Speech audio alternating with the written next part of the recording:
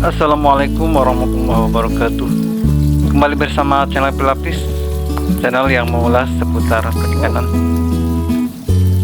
Teman-teman, hari ini kita akan menjelajahi dunia budidaya ikan nila dan membahas risiko yang terkait dengan praktik tebar padat. Dalam praktik budidaya ikan yang semakin meningkat di seluruh dunia, tebar padat seringkali menjadi strategi yang umum digunakan untuk meningkatkan produksi. Namun, di balik keuntungan yang terlihat, ada sejumlah risiko yang perlu dipertimbangkan. Apa saja risikonya? Yuk simak videonya.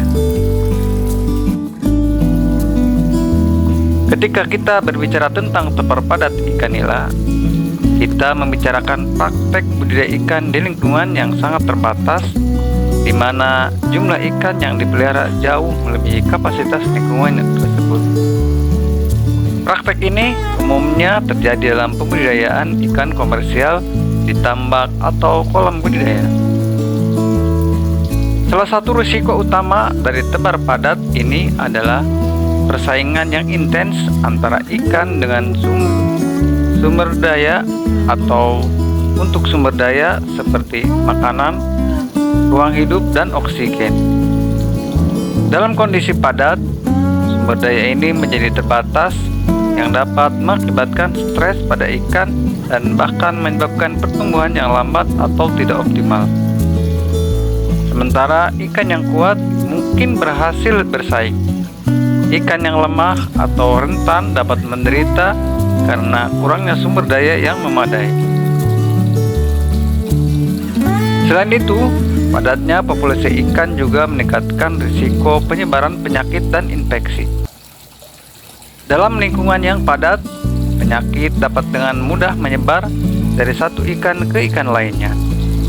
Dan ketika satu ikan terinfeksi, maka seluruh populasi rentan terhadap penularan. Hal ini dapat menyebabkan penurunan produksi ikan secara signifikan atau bahkan kehilangan seluruh populasi ikan jika penyakitnya sangat mematikan.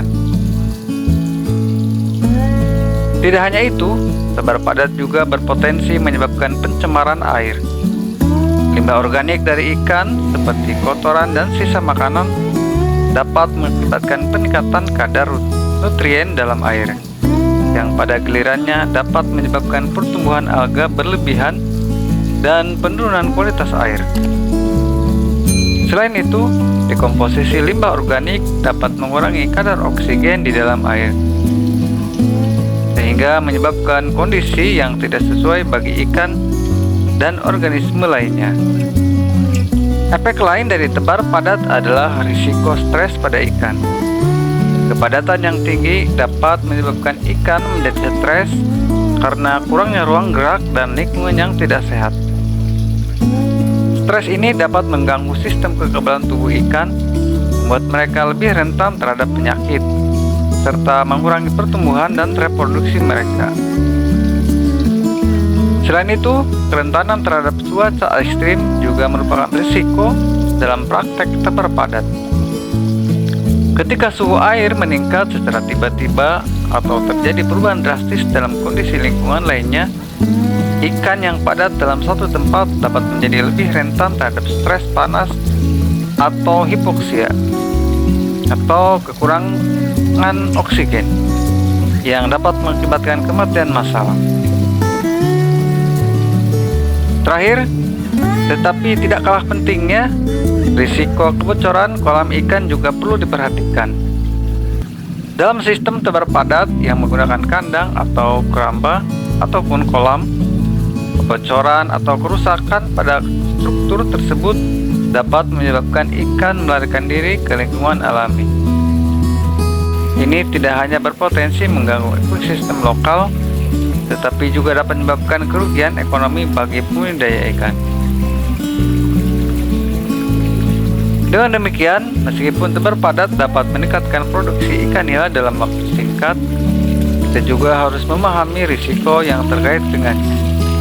Dari persaingan yang intens antara ikan hingga penyebaran penyakit dan pencemaran lingkungan, Ada banyak aspek yang perlu dipertimbangkan untuk memastikan keberlanjutan budidaya ikan atau budidaya ikan nila di masa depan. Terima kasih telah menonton dan bergabung dengan kami dalam memahami tantangan dan peluang dalam budidaya ikan. Jangan lupa untuk like, komen, dan subscribe pada saluran kami untuk tetap terhubung dengan konten-konten menarik lain. Sampai jumpa pada kesempatan berikutnya.